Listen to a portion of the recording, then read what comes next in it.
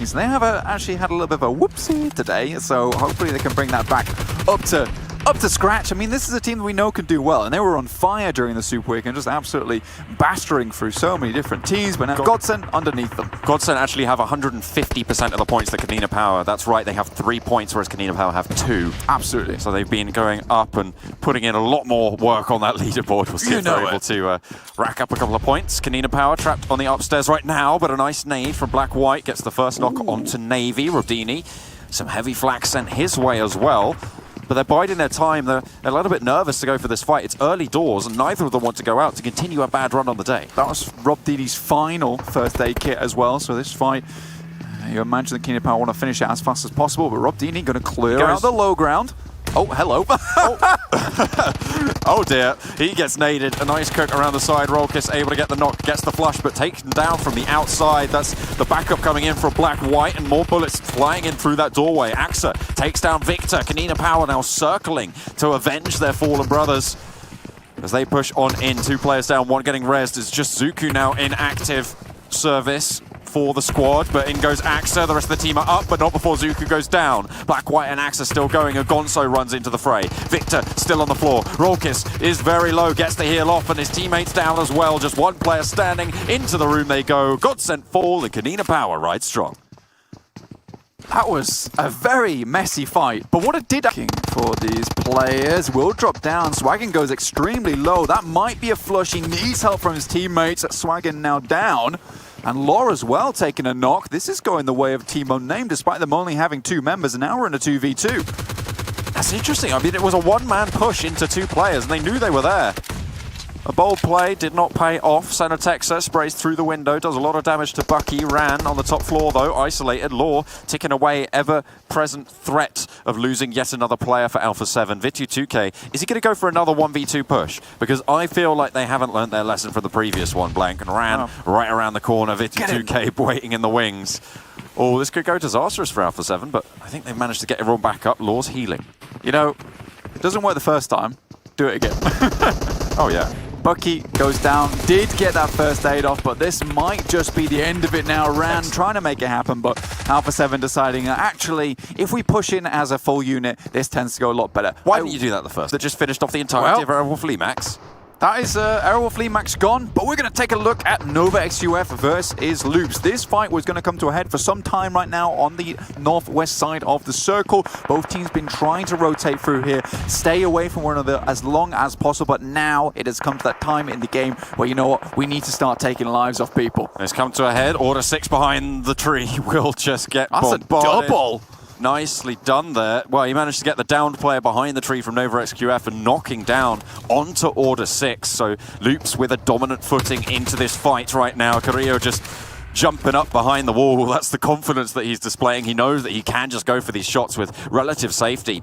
The rest of the team are there. Coolboy and Paraboy, the famous duo from Nova XQF Blank, now the last 2 standing. This is the one that usually tries to send them into those placements higher up the table, but it is 4 AM that Loops will have to contend with now. Zinher as well, mining very nice little shot over towards Loops, who will have to hit the deck and just about see his feet sticking out there. We don't want another BTR Ryzen moment, that's for sure. That's annoying.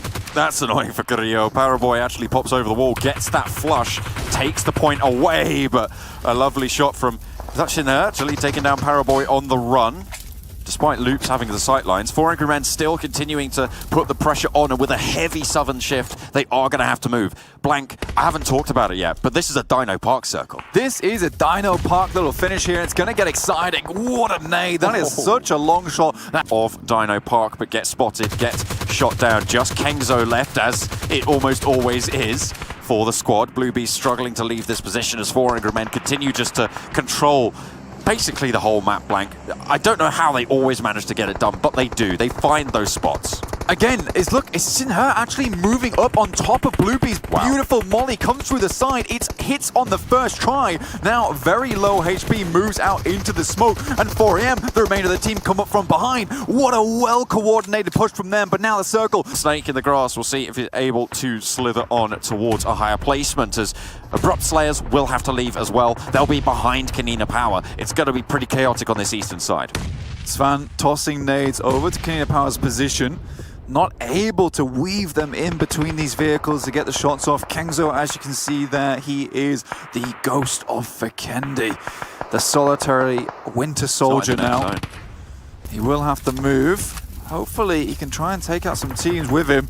6 teams remaining. He'd love to get to that top 3 spot. That is where he lies. That's where he finishes. With 4 kills as well, if he's able to get there, he's got a really, really solid game to back up the rest of them that they've had today.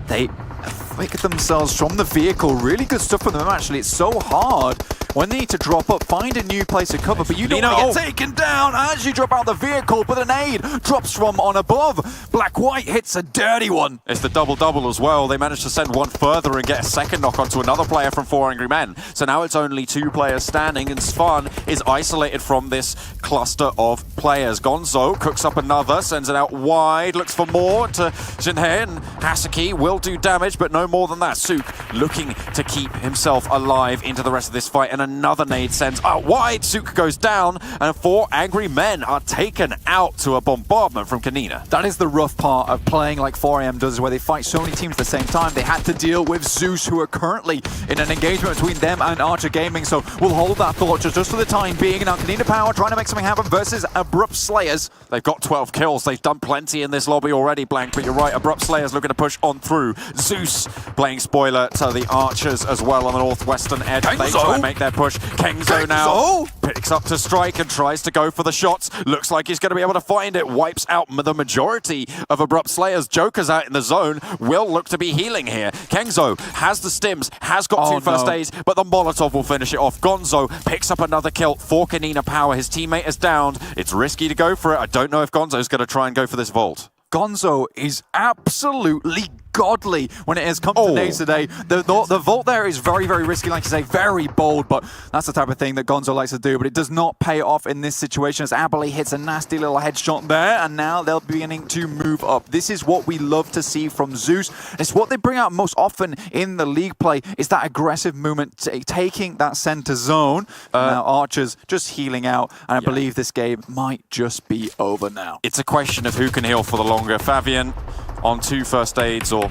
Joker out in the blue. There goes how long could Joker last. He's got 6 first aids left, so it might be a while, Blank, but I don't think he's going to be able to outlast 4 people who are out of the blue. No, he doesn't realize how many teams there are remaining. It's very unlikely that teams actually make it to the end of Vikendi with 4 players on board, so he's probably thinking that there's way more teams out there than I might think. It's sensible, but it is sensible. He's just going to keep this going for as long as possible, whereas Zeus are just driving around, having themselves a little mini derby here, and why not? Celebrate. Kanina Power, by the way, they went out in 4th, but they still scored 23 points, Blank. I think that's probably one of the highest kill counts of a non-winning team that we've seen so far in the tournament, so fantastic stuff from them. They dominated so much of these final circles, and it was that fire pair that did so well. Gonzo able to do a lot of work in the final circles, but there it goes. Finally, Zeus are able to finish out the game.